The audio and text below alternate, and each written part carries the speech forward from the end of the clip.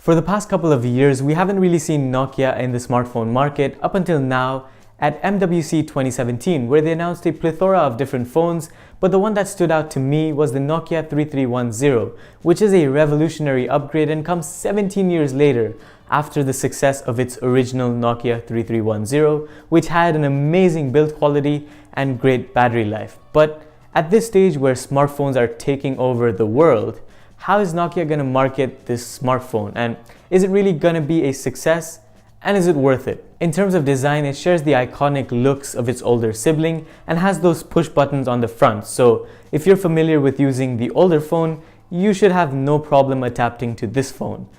That is, of course, you're not using a touchscreen phone right now. Also on the front, you find a 2.4-inch curved window, and no, it's not a touchscreen window, but you don't really need it for that size.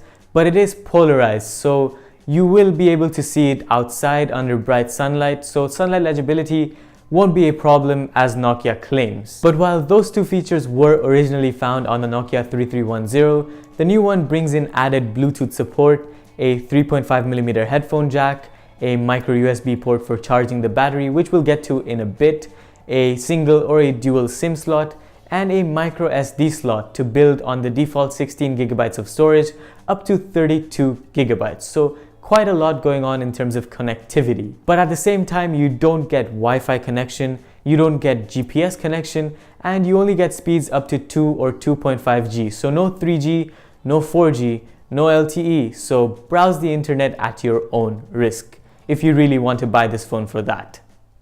And if you can shove all of those downsides to one side, you get cool features including a revamped UI for a simplistic but at the same time modern looking experience.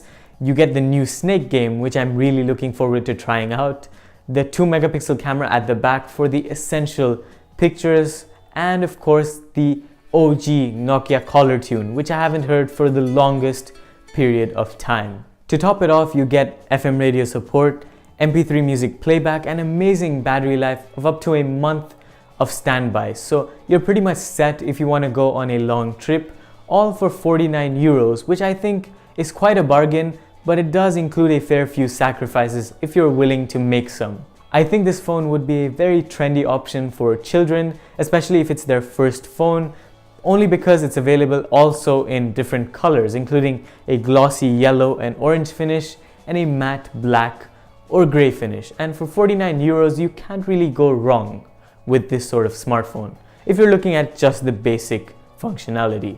But that's pretty much it. Those were my thoughts on the Nokia 3310 of the present.